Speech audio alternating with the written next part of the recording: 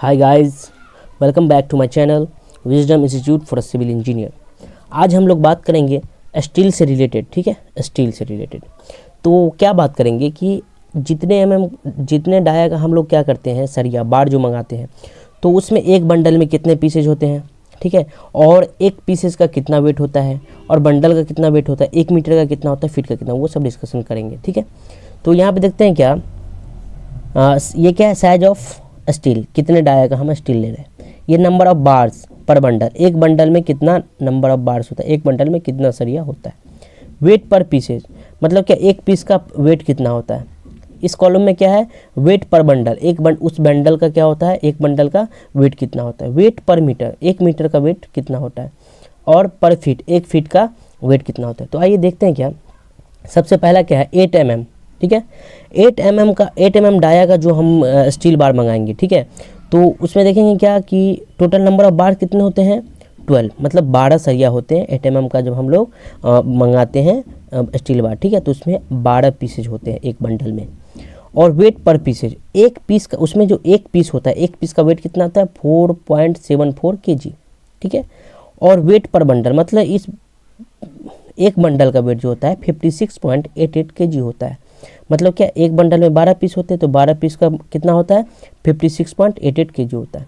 उसके बाद क्या है, वेट पर मीटर, 1 मीटर का वेट कितना होता है, 0.395। ठीक है, अब देखेंगे क्या, वेट पर फीट, 1 फीट का वेट कितना होता है, 0.120 kg। देखिए समझ में आया आप लोग को।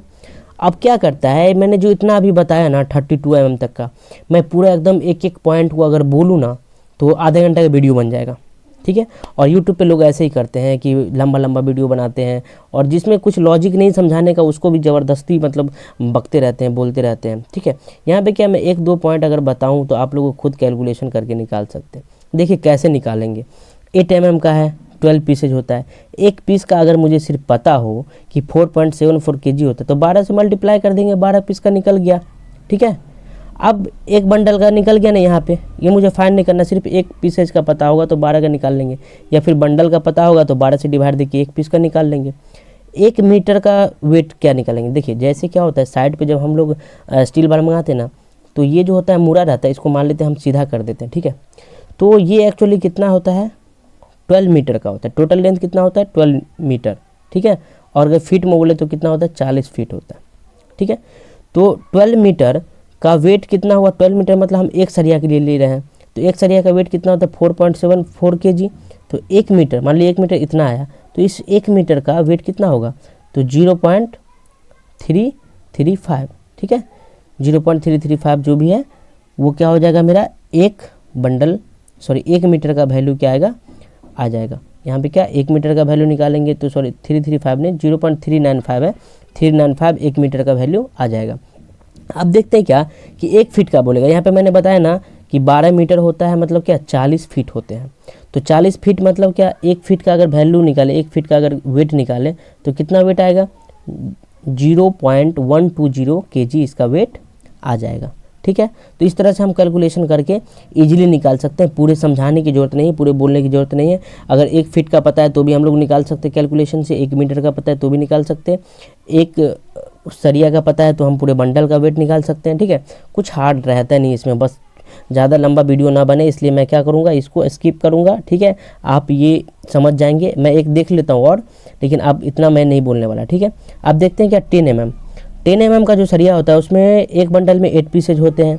वेट पर पीसेज, एक पीस का वैल्यू कितना होता है, 7.407 होता है। ठीक है, और एक बंडल का जो होता है मतलब 8 से एक पीसेज का जो होता है 7.407 kg, उसको 8 से मल्टीप्लाई करेंगे तो क्या होगा, 59.256 kg आ जाएगा।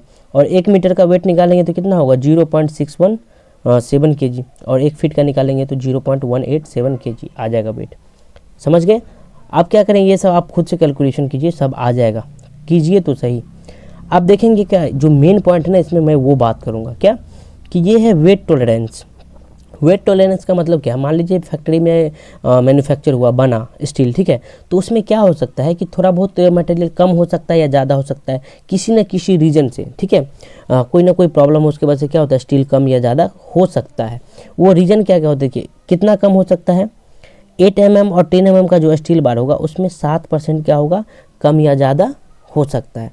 जैसे देखते हैं क्या 8 mm के सरिया में कितना वेट होता है, 56.88 kg होता है एक बंडल का, ठीक है। तो बोल रहा है 7% कम या ज़्यादा होगा, तो इसका 7% क्या करें आप निकाल लीजिए, ठीक है। 7% यहाँ से निकाल लेंगे, इसका जो वेट आएगा ना तो इतना या तो कम हो सकता है या इतना ज़्यादा हो सकता है, ठीक है।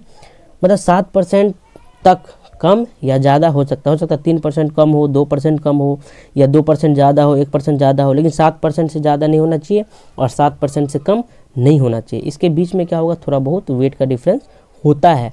तो कई लोग जानते क्या, अब यूट्यूब पर देख लेते हैं क्या कि 8 mm सरिया का क्या होता है वेट 56.88 kg। और जब वो वर्क करवाने जाते हैं ना तो वहाँ पे जब जैसे वेट करवा के लेते हैं तो वहाँ पे मान लीजिए आता है क्या 54 kg, तो बोलता है नहीं ये डुप्लीकेट है, मैं ये नहीं लूँगा। ऐसा कुछ नहीं होता, वो ओरिजिनल ही होता है, ठीक है।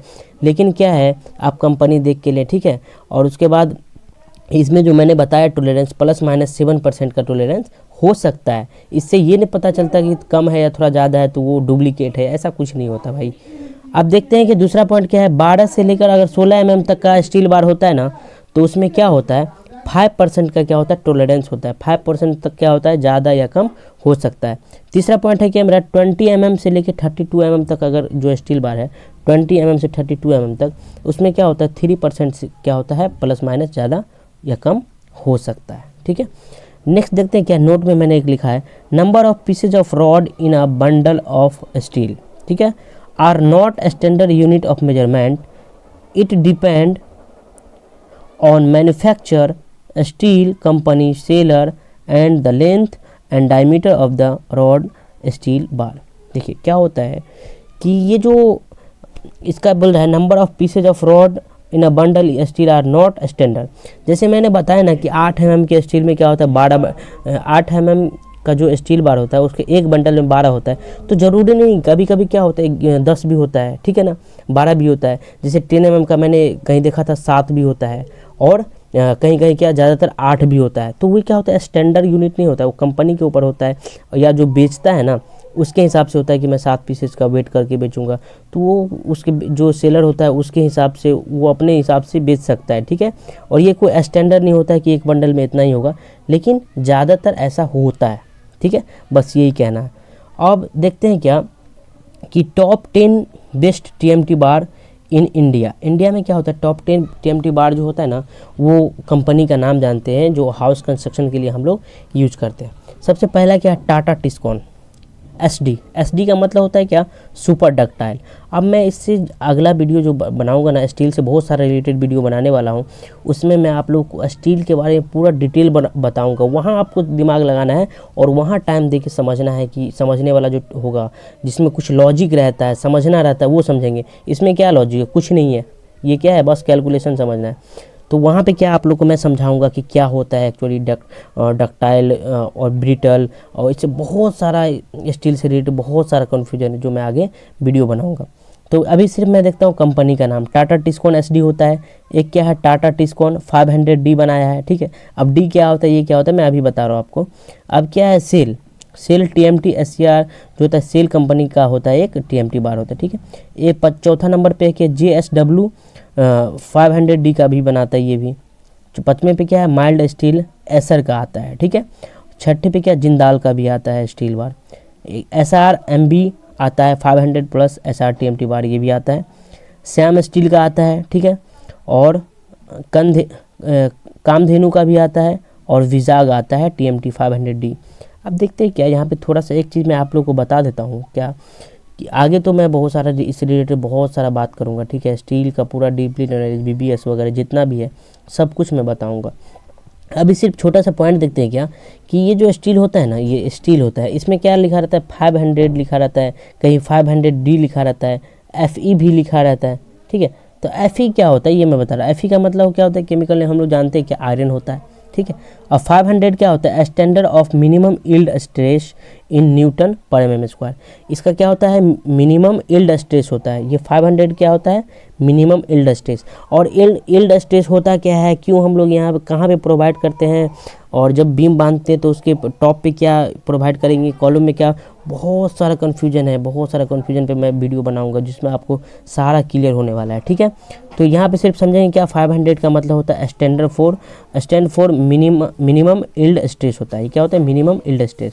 और डी का मतलब होता है bar have higher value of ductility. Ductility का मतलब क्या होता है कि कोई भी मटेरियल जो होता है ना, तो वो जो टूटता है ना, टूटने से पहले क्या करेगा, वो इंडिकेट करेगा कि मैं यहाँ से ब्रेक कर रहा हूँ, ठीक है। लेकिन एक होता है ब्रिटल मटेरियल, वो टूटने के बाद पता ही नहीं चलेगा टूटने से पहले कहाँ से टूटा। जैसे ब्रिक ईंटा लेते हैं ना, इसको हम तोड़ने की कोशिश करते हैं, कहीं से भी टूट सकता है। एक पत्थर पे हथौड़ी मारेंगे तो क्या होगा, वो कहीं से भी ब्रेक कर सकता है, पता नहीं।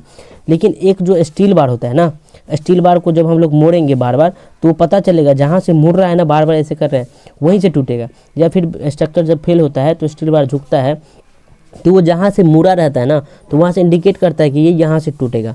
तो वो होता है क्या? डक्टिलिटी जिसको बोलते हैं, डक्टाइल मटेरियल, ठीक है। तो जो टूटने से पहले इंडिकेट करता है कि मैं यहाँ से टूट रहा हूँ, वो क्या होता है? डक्टाइल मटेरियल होता है, ठीक है। अब एक नोट देखते हैं क्या total length of one bar, मैंने अभी बता दिया ना 12 मीटर का होता है, और फीट में क्या होता है? 40 फीट का होता है, ठीक है। तो आगे मैं स्टील से रिलेटेड बहुत सारा वीडियो बनाने वाला, तो प्लीज़ मेरे चैनल को सब्सक्राइब करिए। और आगे आने वाला वीडियो जो है भी है स्टील से रिलेटेड, और बहुत सारा बीबीएस वगैरह रहेगा, ठीक है। ऑटो लेवल से रिलेटेड बहुत सारा वीडियो आने वाला है, तो वो सब आपको मिलता रहेगा। उम्मीद करता हूँ दोस्तों, अगर वीडियो आप लोग को अच्छा लगे तो प्लीज़ वीडियो को लाइक करें और चैनल को सब्सक्राइब करना ना भूलें। Thank you guys.